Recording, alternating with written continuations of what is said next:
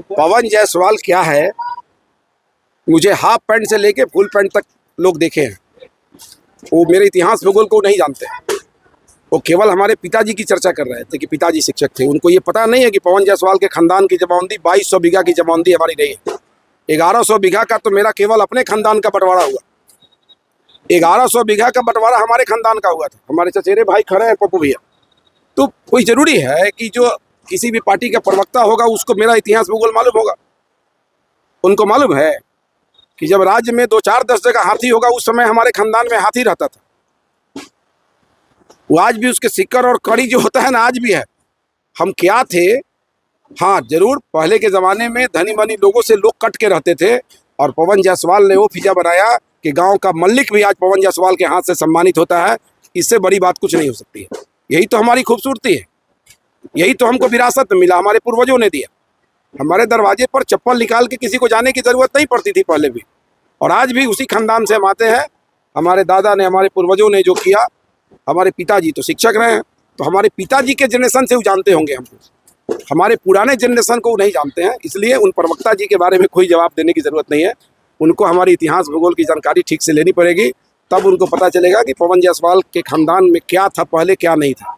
वो हमारा कैंपस देख के वो पगला रहे हैं कि इतना बड़ा फूल कैसे हो गया, इतना बड़ा कैंपस कैसे हो गया, इतना बड़ा कैंपस कैसे हो गया। ये तो इतिहास पवन जायसवाल का भूगोल उठाइएगा तब पता चलेगा कि पवन जायसवाल के खानदान क्या था, हमारे पूर्वज क्या थे, तब समझ में आएगा। ठीक है। विधायक जी द्वारा साड़ी वितरण किया जा रहा था, जिसमें एक लड़का टी-शर्ट पहने हुआ जो आरजेडी के छाप था उस पे। हम कह रहे हैं कि आरजेडी क्या टीम के भाई साहब, मैं तो जाति मैं तो जाति और पार्टी के लोगों को देख के कभी भी ये काम नहीं करता हूँ। आपको पता है कि जो कार्ड बट रहा है, सारी कार्ड या विधवा वृद्ध दिव्यांग का जो कार्ड बढ़ता है, ये कार्ड कोई मेरा वर्कर लोकल नहीं बांटता है। ये मेरे बाहरी लोग हैं जो कार्ड लेके जाते हैं, लोकल कार्यकर्ता साथे रहते हैं। दिव्यांग, विधवा, वृद्ध किसी भी जाति का होगा, किसी भी पार्टी का होगा, तो मुझे इससे कोई मतलब नहीं है। हम तो सेवा कर रहे हैं। छठ के नाम पर, छठ के लिए, या फिर हिंदू समाज की जो महिलाएं हैं जो लेना चाहती है, हम उसको देते हैं। मैं तो कभी नहीं पूछता हूँ पार्टी क्या है, जाति क्या है। हम जाते तब ना, किसको मालूम है यार? हमको नहीं मालूम है कि आप किसको वोट देते हैं। आप पत्रकार हैं, दिन भर घूमते हैं, आप ही के बारे में हमको नहीं मालूम है कि आप वोट किसको देते होंगे। तो वोट तो स्वतंत्रता है कि आप मतदान केंद्र पर जाएंगे, जिसको बटन दबाएंगे आप जानिएगा, नहीं तो फिर बक्सा देखेगा आपको। तो ये जान के सेवा नहीं होता। ये जो अभी नेतागिरी नया नया लोग कर रहा है ना, ये लोग वैसा ही काम करते हैं कि चुनाव के समय चुनावी मेढक की तरह आएंगे और फिर चुनाव हारेंगे, फिर उसी तरह भाग जाएंगे।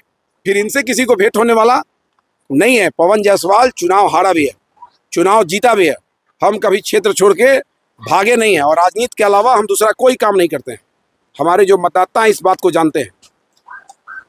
यही कारण है कि 2,08,000 पोलिंग होता है और 1 लाख वोट पवन जायसवाल को मिलता है, और 8,000 वोट बोकस और सारे कैंडिडेट को मिलता है। मेरे यहाँ किसी कैंडिडेट को 1,000 का आंकड़ा नहीं पार कर पाया। पुराना इतिहास उठा के देख लीजिएगा एक बार। जितने लोग लड़े हुए 1,000 का आंकड़ा नहीं कर पाए। ये पवन जायसवाल की खासियत नहीं थी, ये आम जनता को मिला जो अधिकार है मतदान का, उसका प्रतिफल था। एक हमारे प्रतिद्वंदी थे जिनसे 10,500 वोट से हम आगे थे। रामपुकार भाई तो नेता हैं तो उनको वोट मिला, चूंकि वो राजनीति करते हैं। 20,000 वोट लिए, फिर 11,000 वोट लिए। तो नेता जो लड़ेगा ना उसको वोट मिलेगा, जो सीजनल नेता होगा उसको वोट मिलने वाला नहीं है। दिमाग में रख लीजिए कि जनता सबसे जागरूक है, हमसे आपसे जागरूक देश की जनता है, बिहार की जनता है, ढाका की जनता है। यहाँ कोई चुनाव के समय केवल राजनीति करने वाले लोगों को ढाका में कभी भी वो आंकड़ा पार नहीं कर सकते हैं ठीक से।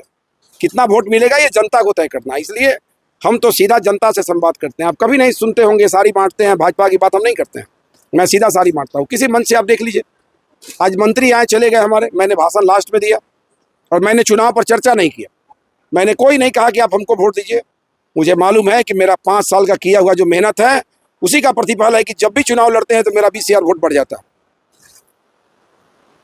19,000 से 29,000, 29,000 से 49,000, 49 से 68,000, 68,000 से 99,758, और इस बार 1,25,000 वोट ढाका की जनता पवन जायसवाल को देने जा रही है। 1,25,000। कोई चुनौती नहीं है। जनता जिसके साथ होगा उसको चुनौती किस बात का होगा भाई? जो सीजनल होगा उसको ना चुनौती होगा, हमारे लिए कोई चुनौती नहीं है। आप देखिए 2,000 लोग आए, हम चुनाव का चर्चा किए क्या? हम एक बार चर्चा किए कि आप हमको वोट दीजिए? मैंने कहा कि अभी भी हमारे पास आचार संहिता तक काम करने का समय है और आचार संहिता तक काम करेंगे।